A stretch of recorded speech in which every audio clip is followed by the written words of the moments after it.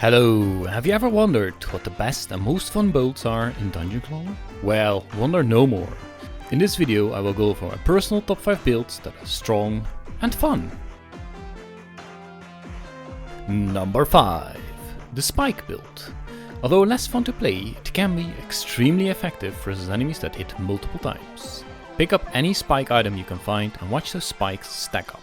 One of the benefits of this build is that you can mainly focus on healing and defense, and let the spikes handle the damage.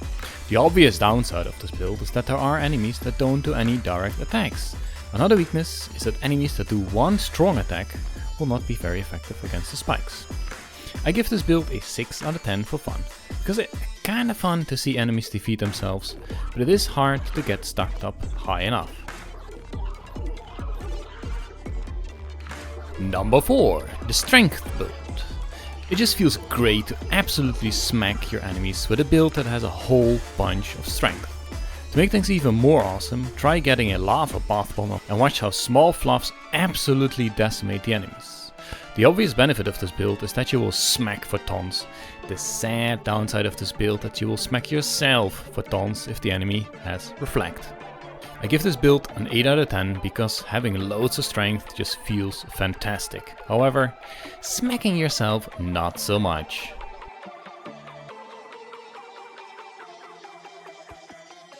Number 3. The Magnet build.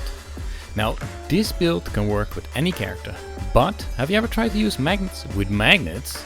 Building a metal and magnet build is a lot of fun on its own. Playing it with Scrappy puts it on another level of fun. Depending on the items you have, you may end up pulling the whole box empty in one pick of your magnetic claw. The benefit of this build is that you will absolutely destroy anything that is put in front of you. The downside is, no, not Reflect, the downside is your items not fitting through the exit. Oh yes, also Reflect. I give this build a 10 out of 10 because grabbing massive piles of stuff is just super fun. Number 2. The Poison build. If you want your enemies to start the turn but get destroyed by poison before they can actually do something, then this build is for you. Getting a few poison daggers combined with some poison flasks will quickly ramp up the poison for you. And if you combine this with a contagious venom perk, you will get rid of the enemies in no time. The massive benefit of this build is that poison, once applied, cannot be reflected. A smaller downside is that it can take a while to properly stack up the poison. I will give this build a 9 out of 10 for fun. It just feels so satisfying seeing that poison numbers stack up and pass through all of the enemies, killing them all. Number 1. The Gold build. This build may start slow, but once you reach a good amount of gold, you will scale really well and become near unkillable.